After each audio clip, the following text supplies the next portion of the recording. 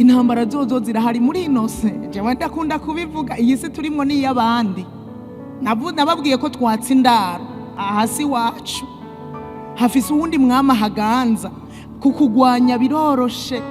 Kandi burya abubaha Imana bagendera mu kuri no mu kugororoka, Satani nibahagurukira kuruta kugira ngo nyene ababuze kubandanya urugendo. Ariko unesha azokwambikwa impuzu zera, ngo azohabwa kuri manu yanyegejwe yabitswe twebwe tutariyeko, ariko hariya mwijuru yanyegejwe idasanzwe, apana imwe barya mu bugaragwa. Izo bari manu idasanzwe, mu yandi majambo tuzogira ibidasanzwe.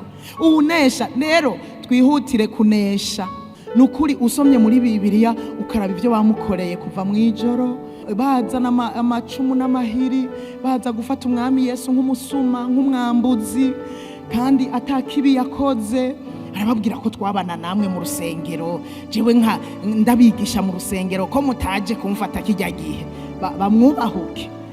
Ukabona ukuntu basemereye ngo nabambwe, ngo ariko harekugwe umwambuzi yarabohewe, kwari kibanda umugarariji, yari yaragararije intwaro y'Abaroma.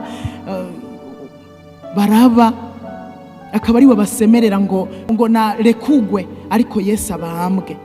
Ukaraba ukuntu yatwawe n'abasoda, abasoda ba Kayafa, ngo baciye bamuhaba abasoda 200. Usomye hariho Bibiliya nasomye bavuga yuko abajya abasoda baciye bamukikuza bamurinda, ari nabo barimwo abamukubita, ngo bashika 200 ku muntu umwe.